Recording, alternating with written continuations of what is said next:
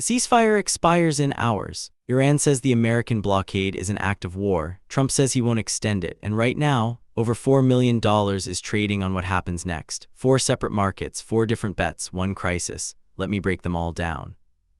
Here's the situation. 2 weeks ago, the United States and Iran agreed to a fragile ceasefire. J.D. Vance flew to Islamabad, 21 hours of talks, no deal. The ceasefire expires Wednesday. Trump is refusing to extend it. Iran's foreign minister just called the American naval blockade an act of war, and the markets are going wild. Let me walk you through all 4 markets. First up, will Iran surrender its enriched uranium stockpile by April 30th? That's the big one. The market says 21%, over $700,000 traded today. And here's what makes this interesting. 100% of the big wallets are betting no. One whale alone put $100,000 on Iran not giving up the uranium. Trump said he'd make Iran dig up and hand over all its enriched uranium.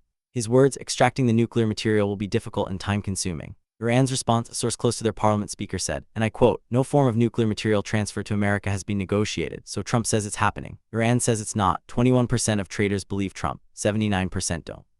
Market number 2, will there be a permanent peace deal by April 30th? 30%, almost won $7 million in volume today. This is the most traded Iran market on Polymarket, and here's the twist where the uranium market has whales on no. This one has a $500,000 whale betting yes. Someone with serious money thinks peace is coming.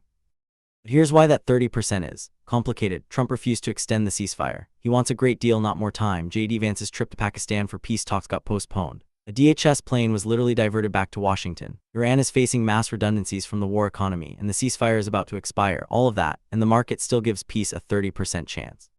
Market 3, will there at least be a diplomatic meeting before the end of the month? This is the most likely outcome according to traders. 67%, even with Vance's trip postponed, even with Iran calling the blockade an act of war. 2/3 of the market says they'll still sit down and talk. Makes sense, wars have talks even during the fighting. The question is whether those talks produce anything.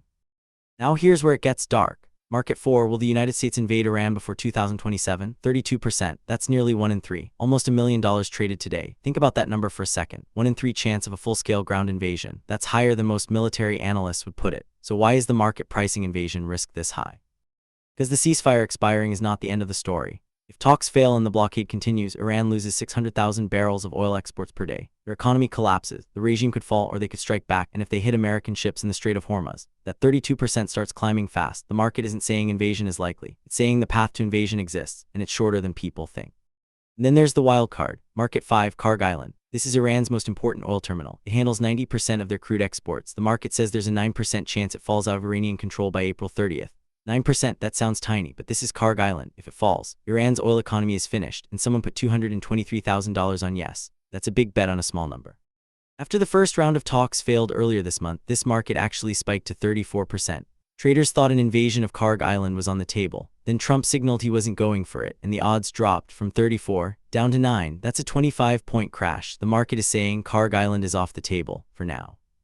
But let's look at the big picture. All 5 markets together tell a story. Diplomatic meeting, 67% probably happening. Peace deal, 30% unlikely by April 30th. Uranium surrender, 21% the whales say no way. Kharg Island, 9% off the table. Full invasion, 32% higher than you'd expect, and that's the scariest number in this entire crisis. Here's my read. The crowd is pricing in a specific scenario. Talks resume in some form, a deal stays out of reach, the blockade continues, and both sides stay in a dangerous limbo. Not peace, not war, a slow squeeze. The 32% on invasion is the tail risk everyone's watching. If the ceasefire expires without a deal and Iran retaliates in the Strait of Hormuz, that number doubles overnight. That's the trade. That's where the real money is. Here's what the money is doing. On the uranium market, the biggest wallets are 100% on no. Over $100,000 saying Iran keeps its uranium. But on the peace deal market, it's the opposite. A $500,000 whale is betting yes. That's the biggest single position across all 5 Iran markets right now. Someone with real conviction believes a deal gets done. There's another signal most people are missing. Iran's economy is crumbling under the blockade. 600,000 barrels a day gone, mass redundancy, currency under pressure. The longer this goes on, the more incentive Iran has to cut a deal before the ceasefire expires. The market is pricing a 30% chance of peace, but the economic pressure on Tehran suggests that number might actually be higher than the crowd thinks. If you're looking for the edge in this crisis, that's where it lives. One more thing, Oman's foreign minister said the peace deal is within our reach. That was in February. 3 months later, the market gives it 30%. The gap between diplomatic optimism and market reality is where you find the truth. Follow Odds Lab for more crisis breakdowns that are worth their weight. Peace out.